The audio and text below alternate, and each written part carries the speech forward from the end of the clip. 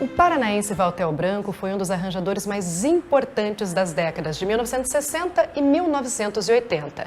Músico e instrumentista, nos deixou há quase um ano, mas seus amigos e colaboradores e parceiros têm tentado deixar vivo o seu legado. E a gente, é claro, conversou com eles e também com o responsável pela biografia do artista, que deve ser lançada em breve. A música vem do berço, né, na família Branco, né? O pai do Valtel era maestro das Forças Armadas e o Valtel, por ter sido prematuro, ele não tinha fôlego suficiente para tocar instrumento de sopro. E aí, muito pequeno ainda, ele se apaixonou pelo violão.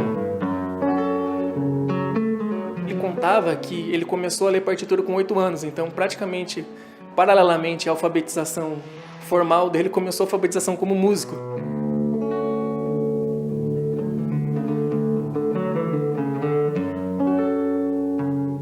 Para ele, ler uma partitura era tão simples quanto ler uma frase, quanto ler uma receita de bolo, quanto ler um livro. E nas primeiras incursões dele ao Rio de Janeiro, ele conheceu o maestro Radamés Gnatali, que foi um maestro muito importante da Rádio Nacional. E o maestro Radamés praticamente que abraçou o Valtel, levou o Valtel para a Rádio Nacional, apresentou muitos contatos ao Valtel e ajudou o Valtel a se fixar no Rio. E a partir do momento que o Valtel se fixou no Rio, por mérito próprio, aí ele desenvolveu sua carreira de forma individual e de forma muito grandiosa.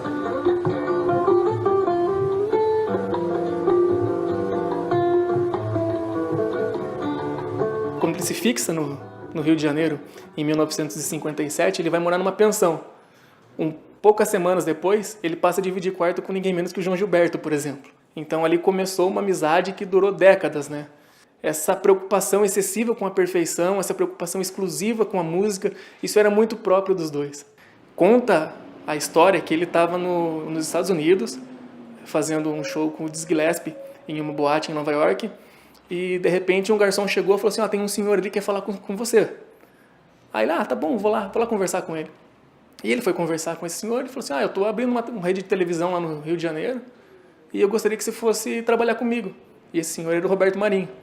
Então, dessa forma, o Valtel volta ao Rio e passa a trabalhar na Globo como diretor musical, depois supervisor musical, enfim, ter todo esse trabalho, toda essa atuação em trilhas de novela que fez história.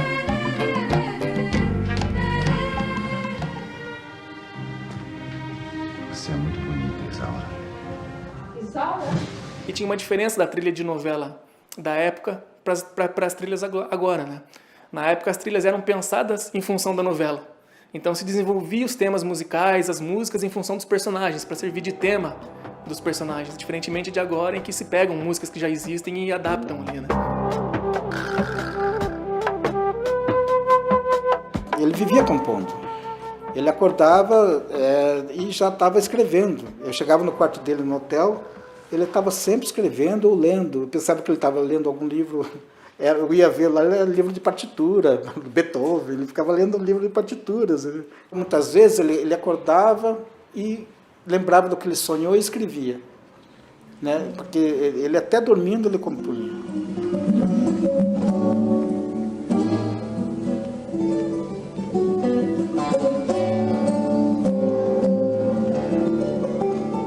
Um dia eu perguntei para ele falou: não, eu nunca gravei um disco só com música minha para violão. Eu falei: Valtel, nem você.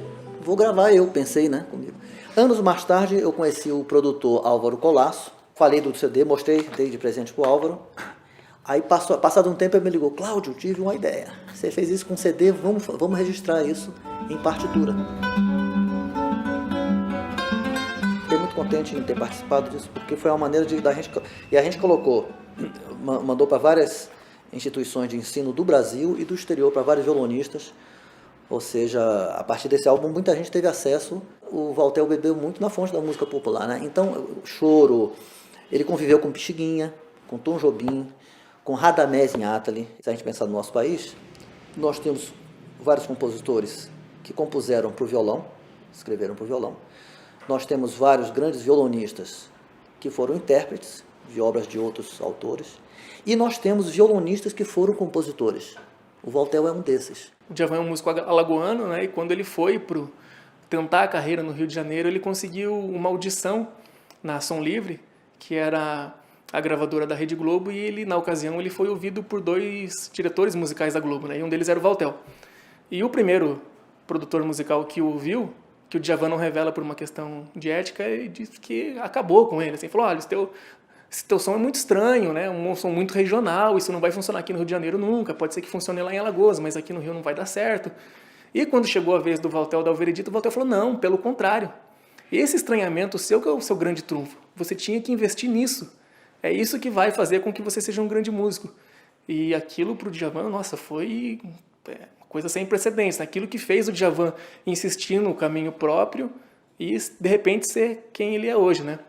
E, além disso, depois dessa audição, o Valtel fez uma ressalva, falou assim, mas tem uma coisa, né? Teu violãozinho, ele é bem ruinzinho, né? Daí o Djavan falou, poxa, eu acho que meu violão era bom e tal. Aí o Valtel leva o Djavan até uma sala lá da Rede Globo, havia 6 violões com case e tudo. Falei, pode escolher um violão aí. Aí o Djavan deu o primeiro acorde no primeiro violão que ele pegou, achou maravilhoso. E pode ser esse? Pode. E é o violão com o qual o Djavan se apresenta ainda hoje. Esse violão é um Romeu número 1, da de Jorge.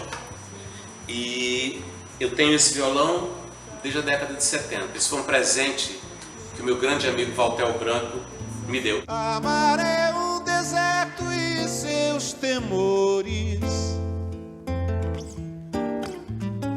Quando da gravação do Cazuza fez lá, faz parte do meu show, essa música é arranjo do Valtel, e é o Valtel que está tocando violão com o Cazuza. E foi o Valtel que disse para o Cazuza, olha, faça bossa nova. O Cazuza queria botar um rock ali, né? Faz parte do meu show. Digo alô, inimigo, encontro um abrigo no peito do meu traidor. Faz parte do meu show, faz parte do meu show, meu amor. Nos últimos anos ele esteve aqui em Curitiba. Ele estava no hotel, saía, eu sempre que podia dava um passeio lá com ele na noite para ele conhecer novos lugares onde estavam pessoas tocando. Ele gostava muito de sair um pouquinho, conversar com as pessoas, né?